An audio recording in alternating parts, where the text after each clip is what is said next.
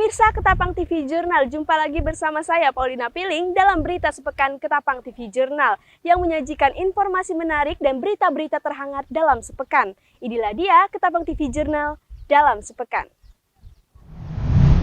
Betul juga, jangan ada permainan ini. Kami sebulan berkirim surat ini ada bukti ini. 2 kali kami berkirim surat kesekuan. Kok kerjanya tidak becus? Tidak mau kerja, enggak! 15 Maret 2021, bertempat di Aula Gedung Dewan Perwakilan Rakyat Kabupaten Ketapang, Kalimantan Barat, anggota DPR, forum, tokoh adat, dan tokoh masyarakat turut hadir dalam RDP atau rapat dan pendapat pada hari ini. Namun sangat disayangkan pihak dari PT Swadaya Mukti Prakasa tidak hadir, sehingga membuat kekecewaan di rapat dan pendapat pada siang hari ini. Ricuh dan beradu argumen pun sempat terjadi, lantaran sudah 24 tahun hak mereka sebagai karyawan tak dipenuhi oleh PT SMP VR Group. Uti Roydentop, Ketua Komisi 2 DPRD Kabupaten Ketapang menjelaskan adanya hak angket demi memediasi permasalahan ini. Memang RDPU ini sudah dijadwalkan di Badan Musyawarah. Memang kita bukan suatu pemutus. Artinya di sini kita menyerap aspirasi masyarakat. Tuntutan masyarakat tadi pagi terhadap PT Kargil dan siang ini dari perwakilan masyarakat adat Desa Batu Daya dan petani plasma menuntut terkait permasalahan di PT SMP. Tetapi sangat disayangkan karena pihak manajemen atau pihak perusahaan PT SMP tidak hadir. Dengan alasan mereka sudah ada jadwal RDPU di Sanggau. Alasan itu tersebut kenapa baru disampaikan pada tanggal 12? Karena pada tanggal 12 juga surat dari DPRD diserahkan ke perusahaan. Berarti kesalahan dari birokrasi sekretariat DPRD, kita akui. Bukan dari anggota DPR-nya, tapi dari sekretariat. Tidak datang. Kita akan tetap memanggil ulang, dijadwalkan kembali pada agenda RDPU di bulan depan. Mungkin ada Pak himbauan yang mau Bapak sampaikan untuk masyarakat agar tetap tenang? Himbauan untuk masyarakat, kita menjaga kondisivitas, jangan anarkis, yang bisa mengakibatkan kerugian pada diri kita sendiri dan pada kelompok. Artinya serahkan ini, kalau memang ini ranahnya ke jalur hukum, serah ke jalur hukum. Kalau memang ini mereka minta kami sebagai mediasi, percaya kepada anggota DPRD. Lusminto Dewa, selaku Apkasindo DPD Kabupaten Ketapang membantu masyarakat Simpang 2 berkaitan dengan pembagian hasil plasma yang sudah berlarut-larut difasilitasi DPRD Kabupaten Ketapang. Sebenarnya dalam persoalan ini bukan hanya masyarakat yang kecewa. Saya sebagai Ketua Petani Sawit DPD Apkasindo Kabupaten Ketapang juga kecewa. Karena apa? Yang dituntut masyarakat ini yang sudah dari tahun 24 tahun yang lalu, kita berdasarkan bukti-bukti itu juga, dokumen apa yang disampaikan mereka kepada kita, bahwa ini bukan hal yang berlebihan gitu loh. Memang wajiblah perusahaan untuk memberikan itu. Karena itu artinya bahwa hak ulayat mereka memang dikembalikan kepada mereka yang 20% itu. Menurut saya ini bukan hal yang berlebihan, memang wajib untuk diberikan karena sifatnya normatif. Iya Pak, berarti selama 24 tahun hak masyarakat tidak dipenuhi oleh PT SMP Pak? Kalau kita melihat daripada bukti itu tadi ya seperti itu. Belum lagi menyangkut masalah ketenaga kerjaan, ada juga yang lapor ke saya ya. Tapi nanti itu berkaitan masalah ketenaga kerjaan, nanti mereka akan komunikasi dengan saya lebih lanjut berkaitan hak-hak buruh itu. Ini Pak, seandainya ya Pak, seandainya PT SMP di pertemuan kedua tidak hadir, apa tindakan yang akan Bapak ambil Pak? Tadi kan anggota DPR dari Dapil 3 Pak Paulus Tan dan Ketua Komisi tadi sudah jelas bahwa mereka akan melakukan ada upaya bahwa akan melakukan hak angket terhadap perusahaan ini. Tapi saya berharap sih pihak perusahaan juga harus legowo lah karena itu bukan hal yang berlebihan, memang wajib untuk diberikan pada masyarakat. Tentu semua orang, masyarakat dan pemerintah menginginkan situasi damai, kondusif di lapangan damai, sehingga hak masyarakat diberikan supaya tidak ada terjadi benturan-benturan dan tidak ada lagi kriminalisasi pihak perusahaan kepada masyarakat, khususnya masyarakat Dayak ya. Saya rasa semua harapan seperti itu agar investasi ini berjalan dengan baik dan hak masyarakat diberikan. Saya rasa itulah yang menjadi suatu keinginan banyak orang khususnya di Kabupaten Ketapang dan pada umumnya mereka masyarakat ini yang belum mendapatkan haknya yang apa yang diharapkan itu. Pasukan Merah Tario Borneo Bangkule Rajang atau TBBR DPC Kabupaten Ketapang saat di dalam ruangan terlihat dibakarnya stanggi sebagai ritual adat Dayak mengiringi dari awal dimulainya RDP hingga selesai RDP yang tak temui hasil akhir. Saya sangat kecewa sekali karena pihak yang harusnya datang dalam hal ini PT SMP atau FR, lalu beberapa lembaga pemerintahan yang harusnya datang juga, walaupun ada pembatalan, kami tidak menerima surat pembatalan. Ini pembatalan sepihak. Nah, kami curiga dengan hal ini ada permainan atau ada alasan apa. Sementara surat datang hanya berupa messenger atau pesan yang kami terima seperti itu. Ini yang menjadi kekecewaan kami. Dan ini sangat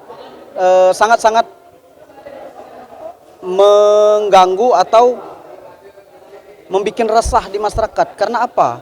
Hal ini nih saya tahan selama 1 bulan, saya menahan masyarakat untuk tidak berbuat apa-apa dalam hal ini supaya tidak ada kejadian-kejadian yang sifatnya brutal atau anarkis.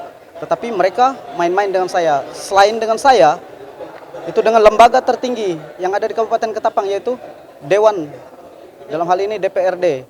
Ini lembaga terhormat. Mereka mempermainkan juga. Nah, kalau PT SMP terus-terus seperti ini, di jadwal kedua juga mereka masih berlaku, maka jangan salahkan kami. Kami tidak mengancam. Kami tidak mengancam dalam hal ini. Pastikan itu. Tapi kami akan pastikan semua hak-hak kami yang ada di Desa Batu Daya akan kami ambil. Karena sudah cukup bagi kami 24 tahun menunggu kepastian.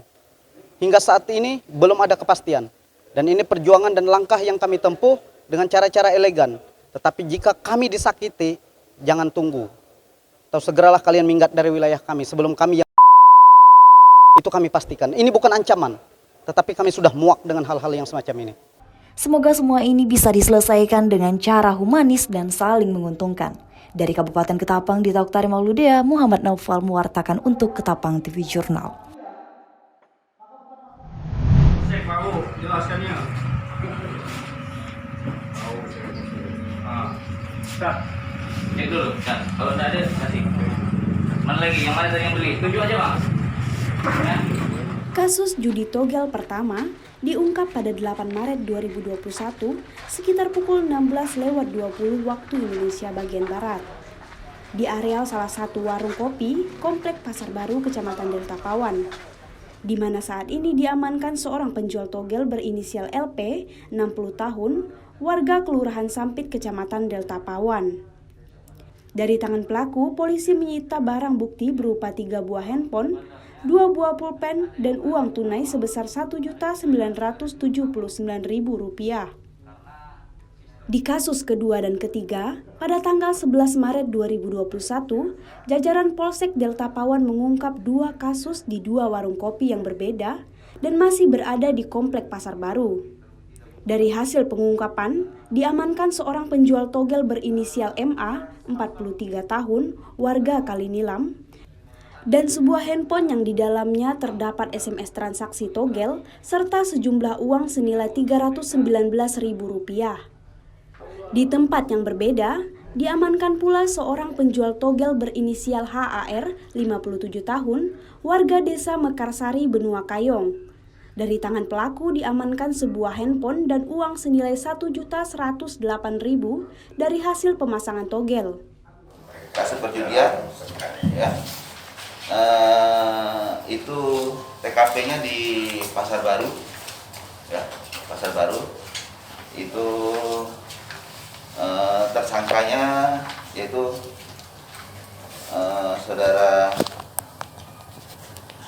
tersangkanya LP 60 tahun, ya, warga Kelurahan Sampit, Delta Pawan, itu sebagai penjual togel, ya. Kedua HAR 45 tahun, ya, itu sebagai pembeli atau pemasang. Yang ketiga KH 61 tahun, ya, sebagai pembeli juga. Kemudian saudara Yus 60 tahun, ya, sebagai pembeli. Adapun di sini untuk BBBP-nya, barang buktinya untuk kasus Toto gelap ini ya, togel itu 3 buah HP merek Nokia, 2 buah pulpen dan uang tunai Rp1.979.000. Berkisaran 2 hari setelah penangkapan yang pertama tadi, ternyata masih kita temukan lagi ya kasus Toto gelap ini togel. Ya. Untuk yang kita tangkap yang pertama ya inisialnya MA 43 tahun ya. Yang kedua ya bersebelahan warung kopi sebelahnya di Pasar Baru ya saudara Har 57 tahun. Jenis togel yang kita amankan ini ya ini di satu tempat yang sama namun berbeda warung kopi. Nah ini juga sama berdasarkan laporan dari masyarakat yang sangat resah pada saat pandemi COVID yang seharusnya kita menjaga jarak, tapi mereka mengabaikan itu, berkumpul seperti sedang membagikan bantuan atau apa, dan mereka menulis dalam bentuk kertas. Selanjutnya kertas itu ditulis dalam bentuk SMS dan diteruskan kepada pengumpul. Nah, yang di belakang kami ini adalah tersangka yang kita tahan adalah yang bertugas untuk merekap dari para pembeli, selanjutnya meneruskan kepada bandar besar.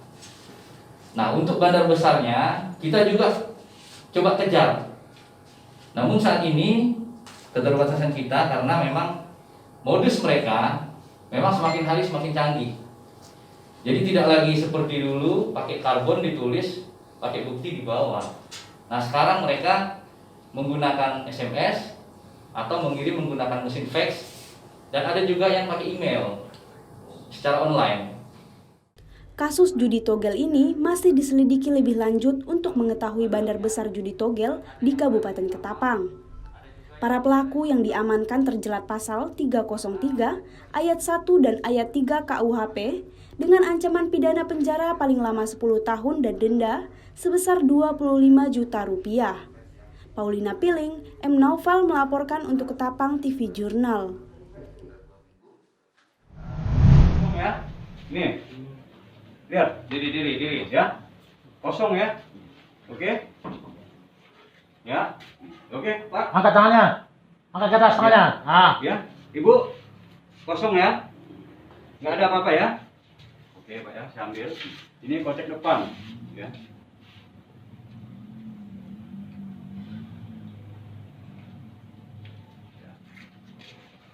Ini di kocek depan.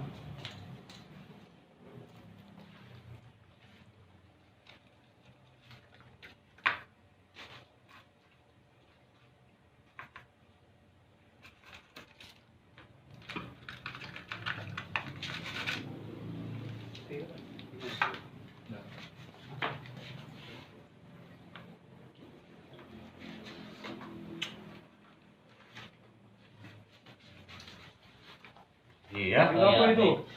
Hah? Itu apa tuh? Hah? Ini? Apa? Coba ya. Keras keras. Ya. Apa? Dari saku mana ini? Saku mana? mana nih? Saku kiri ya. Apa ini? Apa? Sebut keras. Sabu. Sabu ya. Sabu ya. Oke. Jajaran Polsek Delta Pawan kembali mengamankan seorang pengedar narkoba berinisial KB, 55 tahun, warga Jalan Haji Murni, Kelurahan Tengah, Kecamatan Delta Pawan. KB yang sehari-hari adalah seorang tukang servis elektronik menjajakan narkoba secara terang-terangan di rumahnya tersebut. Dari tangan pelaku, polisi mengamankan 2 klip kantong kecil yang keduanya berisi kristal putih diduga berjenis sabu dengan berat total 2,3 gram, 1 buah pipa gelas, pipet plastik, 2 buah korek api gas, dan sebuah timbangan digital. Kini pelaku dan barang bukti sudah diamankan di kantor Polsek Delta Pawan untuk dilakukan penyelidikan lebih lanjut. Ya. Narkoba ini TKP-nya di Jalan Haji Murni. Ya, tersangkanya berinisial KB 55 tahun. Barang buktinya yang kami temukan di TKP 2 klip kantong plastik kecil, ya, yang berisi serbuk kristal putih, ya, yang kita duga, ya, itu sabu dengan berat totalnya 2,3 gram, 1 buah pipa gelas, ya, 1 buah bibit plastik, 2 buah korek api gas, dan 1 buah timbangan digital. Kita amankan berawal dari laporan dari masyarakat. Yang pertama merasa resah karena perilaku terduga pelaku yang kita amankan, di mana rumah tidak pernah terbuka, tidak pernah bersosialisasi, namun banyak sekali tamu yang berdatangan, bergantian. Sehingga berdasarkan laporan tersebut, kami unit reskrim melaporkan hal tersebut kepada pimpinan, pada Pak Kapolsek, berkoordinasi, diperintahkanlah kami untuk melakukan penyelidikan. Dan pada saat melakukan penyelidikan, ternyata benar bahwa di dalam rumah kontrakan terduga pelaku dijadikan tempat untuk pengedaran narkoba yang diduga jenis sabu. Nah, pada saat kita lakukan penangkapan, ternyata benar kita temukan 2 kantong klip tadi yang diduga sabu. Berikut juga timbangan elektrik, sendok untuk takaran sabu, pipet, dan lain-lain yang berhubungan dengan tindak pidana. Nah, untuk pelaku tersendiri kita persangkakan dengan pasal 112 dan pasal 114 Undang-Undang Nomor 35 Tahun 2009. Nah, itu ancaman hukumannya minimal 4 tahun dan maksimal 12 tahun untuk yang pasal 112. Ya, untuk pengakuan dari terduga pelaku, barang bukti tersebut didapat dari orang lain, rekannya yang berinisial A. Saat ini masih dalam proses penyelidikan dan kita masih kejar. Itu merupakan residivis kampungan yang pernah diamankan Direktorat Narkoba Polda Kalimantan Barat. Kasus yang sama, ya? Kasus yang sama. Pelaku dijerat pasal 112 dan 114 Undang-Undang Nomor 35 Tahun 2009 dengan ancaman hukuman minimal 5 tahun dan maksimal 20 tahun penjara. Paulina Piling, M. Naufal melaporkan untuk Ketapang TV Jurnal.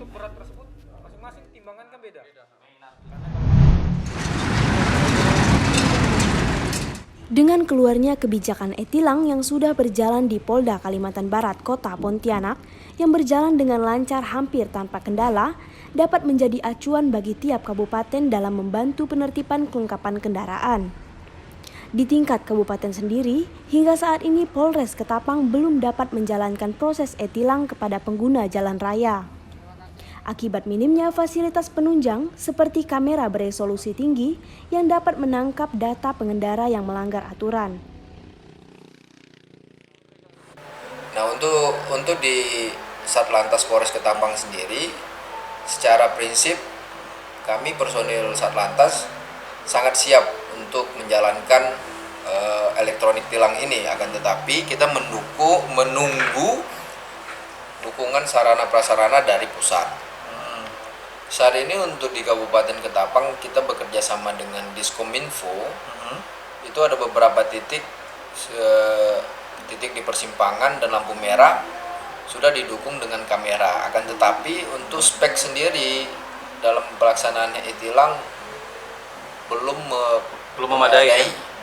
Karena proses-proses spek-speknya sendiri itu ada spek tertentu yang bisa mengezoom langsung dan mengidentifikasi di data kita.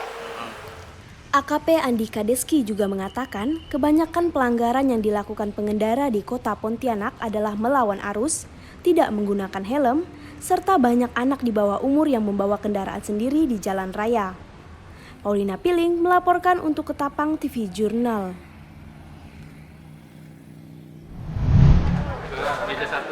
Walau sempat menunda vaksinasi yang dilakukan tertanggal 2 Februari 2021 kemarin, Bupati Ketapang, Kalimantan Barat, Martin Rantan beserta keluarga dan kerabat lakukan vaksinasi di pendopo Kabupaten Ketapang, Kalimantan Barat. Berbagai pertimbangan yang dilakukan dokter sebelum memvaksinasi Bupati Ketapang Martin Rantan kemarin, lantaran Martin Rantan dan Farhan selaku Bupati dan Wakil Bupati terpilih di Pilkada Kabupaten Ketapang, Kalimantan Barat akan melakukan pelantikan di Kota Pontianak bersama Gubernur Kalimantan Barat. Ya, baik. Terima kasih. Jadi kemarin itu saya sebenarnya sudah siap divaksin. Kondisi kayak sehat ya, layak. Cuman hari itu kan masih berkaitan dengan rencana pelantikan. Kita tidak tahu kalau divaksin mungkin demam atau apa. Dan pelantikan kan berdiri. Jadi petunjuk dan nasihat dokter saya menunda. Jadi bukan tidak mau itu menunda. Dan hari ini saya sudah selesai divaksin untuk vaksin yang pertama, tinggal nanti 14 hari kemudian yang kedua. Saya berharap seluruh masyarakat Kabupaten Ketapang dan seluruh stakeholder, baik pemerintah daerah, instansi vertikal dan juga pimpinan perusahaan dan masyarakat agar divaksin. Karena Kabupaten Ketapang, Bupati sudah menugaskan tim anggaran pemerintah daerah untuk melakukan refocusing dana APBD untuk biaya vaksinasi ini, dan ini gratis. Ya, jadi supaya jangan takut, supaya sehat. Nah, bagi yang sudah memenuhi syarat untuk divaksin, bagi yang tidak, tetap harus menjaga, jangan sampai melanggar protokol kesehatan dan sebagainya sehingga terinfeksi ataupun terpapar COVID. Jadi sekali lagi silakan masyarakat untuk divaksin, jangan takut supaya kita sehat. Setelah divaksin tadi, apakah ada efek-efek gimana Pak? Ngambang atau mual gitu? Tidak ada. Aman Pak ya? Aman. Vaksin aman Pak. Terima kasih Bapak Terima atas kasih. waktunya, selamat Pagi. Setelah pulang dari pelantikannya dan sempat istirahat, akhirnya pada tanggal 17 Maret 2021 Rabu pagi, Martin Rantan ditemani sang istri melakukan vaksinasi. Martin Rantan menjelaskan tidak ada efek yang signifikan yang dia rasakan setelah divaksinasi. Karena seperti berita yang beredar hoax, ada yang mengatakan bahwa setelah divaksin adanya pusing kepala, mual, meriang, dan ngambang. Vaksin telah diuji dan aman. Martin Rantan menghimbau agar masyarakat bersama-sama membantu pemerintah dalam program pencegahan COVID-19. Dari Kabupaten Ketapang di Toktar Mauludea, Muhammad Naufal mewartakan untuk Ketapang TV Jurnal.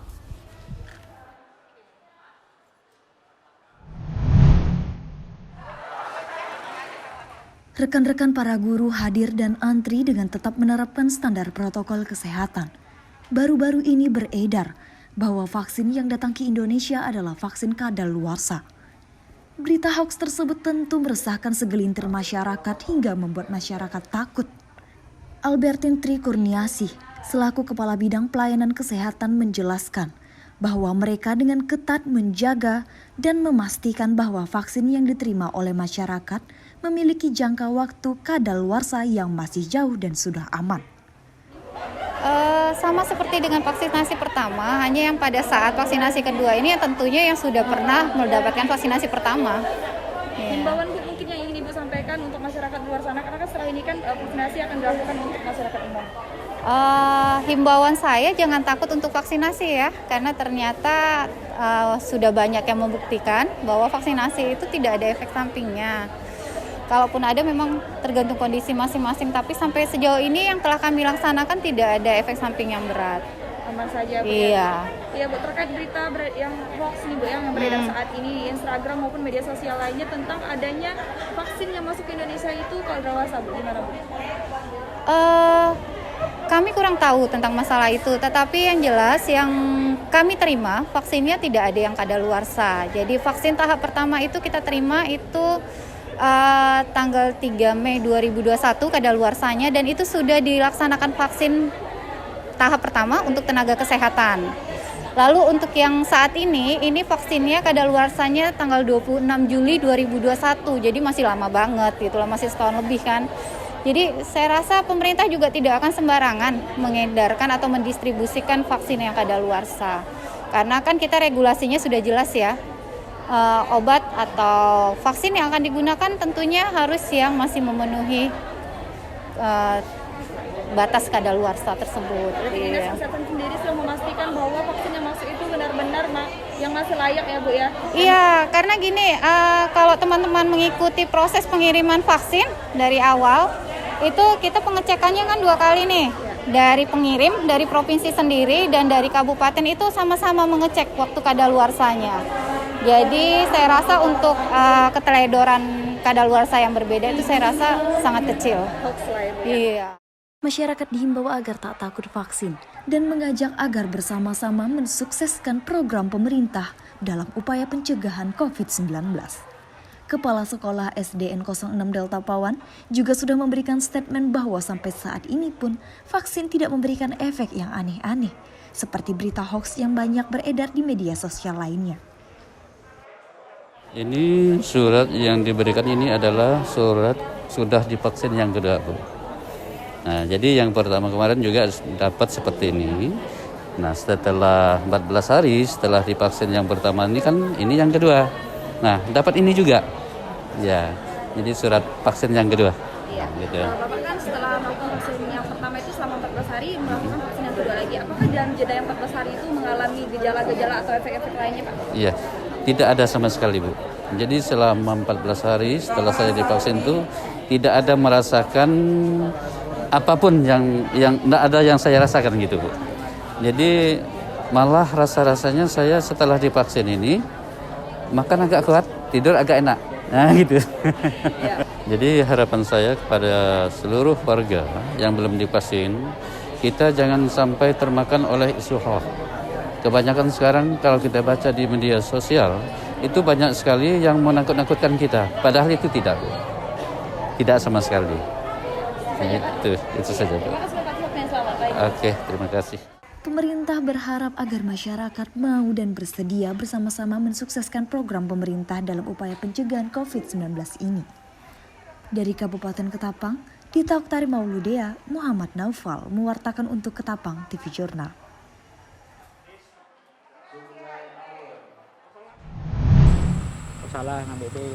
Usulan pergantian nama Jalan Lingkar Kota disampaikan Wakil Bupati Ketapang Farhan saat pembukaan Musda keempat Majelis Adat Budaya Melayu di Rumah Adat Melayu belum lama ini. Farhan mengusulkan nama Jalan Lingkar Kota diganti dengan nama Jalan Kiai Mangkunegeri, sebab penggagas jalan tersebut adalah mantan Bupati Ketapang Morkes Effendi yang bergelar Kiai Mangkunegeri. Farhan mengatakan pembangunan jalan tersebut pun rampung sepenuhnya juga pada masa Morkes Effendi memimpin Kabupaten Ketapang.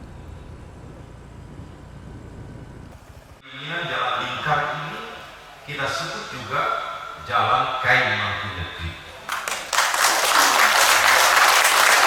Karena memang menuntaskan jalan lingkar itu adalah almarhum Bapak kita Morkes Effendi. Karena saya adalah saksi hidup yang melakukan survei dari mulai PDAM Mulia Baru sampai ke depan makam pahlawan. Menurut Farhan, nama Jalan Kiai Mangkunegeri sesuai dengan jalan tersebut. Pemerintah kabupaten juga telah menetapkan kawasan tersebut menjadi lokasi budaya. Di jalan tersebut juga sudah berdiri beberapa rumah adat kesukuan yang ada di Kabupaten Ketapang.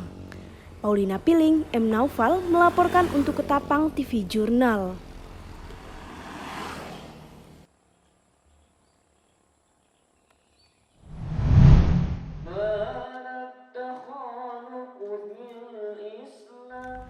Acara ini dihadiri oleh para alim ulama, tokoh pemuka agama, para guru, serta Ketua Majelis Ulama Indonesia Ketapang, dan jajaran Forkopimda Ketapang. Acara pelantikan ini berlangsung dengan penuh hikmat. Dibuka dengan hadrah persembahan dari Perkumpulan Lawang Kekayun, pembacaan ayat suci Al-Quran, pengambilan sumpah janji jabatan, serta sambutan-sambutan. Junaidi, selaku Ketua Pengurus Perkumpulan Lawang Kekayun, menjelaskan bahwa Perkumpulan Lawang Kekayun merupakan salah satu organisasi yang bergerak di bidang adat kebudayaan, seni, sejarah, serta meningkatkan penggalian potensi hasanah kearifan lokal, khususnya yang ada di Tanah Matan Tanjung Pura, Kabupaten Ketapang. Ya, yang jelas setidaknya di pundak ada beban dan amanah tanggung jawab yang harus diselenggarakan mengingat dari baiat sumpah janji setia dari keluarga besar Perkumpulan Lawang Kekayun. Jadi saya hanya mengomandoi bersama dengan teman-teman yang menjadi bagian dari pengurus besar Perkumpulan Lawang Kekayun. Jadi harapannya ya ke depan mohon support dan apresiasi daripada kinerja kami selaku kepengurusan untuk 2021 sampai 2024. Perkumpulan Lawang Kekayun adalah merupakan salah satu organisasi yang bergerak di bidang adat, kebudayaan, seni, dan kearifan lokal dan kajian sejarah serta meningkatkan potensi dalam hal penggalian khasanah-khasanah kearifan lokal khususnya untuk kolega daripada Resam Melayu yang ada di Tanah Tua Tanah Matan, Tanjung Pura, Kabupaten Ketapang. Seperti itu dan diisi oleh kolega-kolega kinerja segenap peduluran bubuh kandah karib kerabat kaula muda dan tapi tidak terlepas daripada tunjuk ajar petata petitih daripada orang-orang tua sehingga kami juga melibatkan dari berbagai jajaran baik dari pemerintah daerah kemudian dinas pariwisata maupun dari kalangan kaum-kaum sepuh atas tunjuk ajarnya dan bersinergi dengan pemberdayaan kebudayaan lah di tengah-tengah masyarakat seperti itu.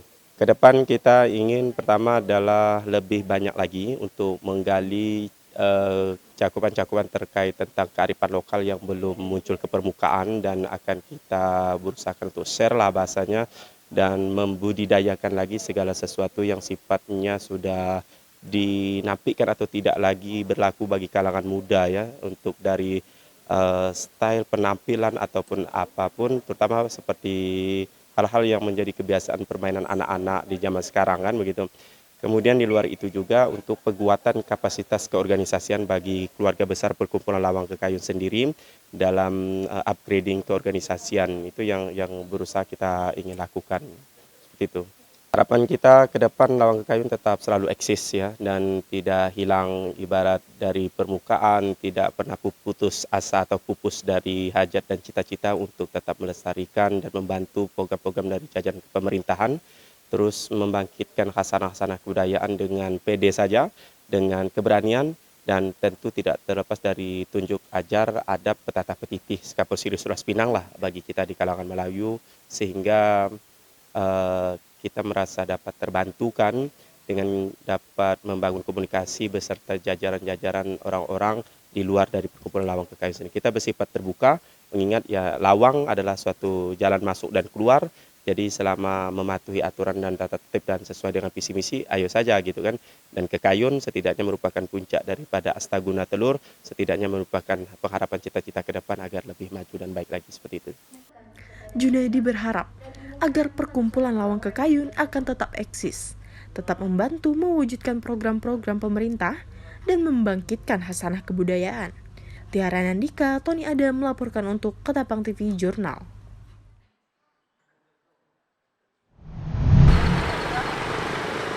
Beginilah penampakan truk yang terguling di Jembatan Pawan 2, Jalan Ketapang Sidu, Kecamatan Delta Pawan, Rabu siang.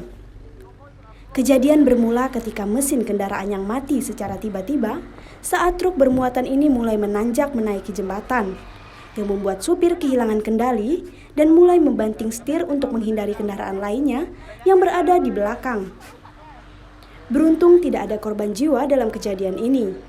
Sementara supir kendaraan hanya mengalami luka ringan dan langsung diarahkan untuk pulang mengobati luka oleh salah satu anggota polisi yang tiba di lokasi kejadian. Tadi saya pas patroli, jadi ada bapak-bapak duduk di tepi jembatan. Saya berhenti, saya tanya, rupanya truknya yang dia supiri jatuh. Saya tanya, dia waktu naik ke jembatan ini, dia dari gigi 2 dari bawah mau naik ke atas, pindah gigi 1 itu mesinnya mati. Jadi mesin mati karena di belakangnya ada pengendara lain, ada pengendara roda 2 juga. Untuk mengamankan diri dan mengamankan penumpang di belakangnya, dia buang ini, putar setir, banting setir, jadi mobilnya sampai jatuh di bawah jembatan. Ya, ini angkutan apa, Pak? Bawa semen, Bu. Ya, untuk supirnya keadaannya sekarang gimana? Alhamdulillah tadi supirnya saya cek kondisinya bagus, sehat, cuma ada lecet-lecet dikit karena dia ikut jatuh di dalam kabin, keluar dari kabin, jadi mungkin selama dari atas jalan sampai ke jembatan itu mungkin putar, ada lecet sedikit dari tangan. Tidak ada korban jiwa artinya? Alhamdulillah hari ini nggak ada korban jiwa, mudah-mudahan evakuasi bisa segera diangkat. Cuma karena nengok kondisi masih padat lalu lintas, mungkin dikerjakan nanti malam oleh pemilik mobil, pemilik armada. Yang pertama, berhati-hati, jangan lewat di batas kecepatan. Kemudian yang jadi himbauan saya utama, jangan parkir di atas jembatan karena bisa mengganggu konsentrasi pengemudi yang dari bawah mau naik ke jembatan, yang tadinya dia bisa ngatur kecepatannya, cuma karena nengok mungkin di atas jembatan ada yang parkir, jadi bisa bingung supirnya gitu. Jadi dihimbau jangan jadikan jembatan sebagai tempat parkir atau sebagai tempat nongkrong. Material semen yang berserakan telah dievakuasi ke mobil truk lainnya. Pihak terkait telah berusaha melakukan upaya evakuasi truk tersebut, namun gagal, mengingat lalu lintas yang padat yang membuat evakuasi dilanjutkan malam hari. Paulina Piling, M. Noval, melaporkan untuk Ketapang TV Jurnal.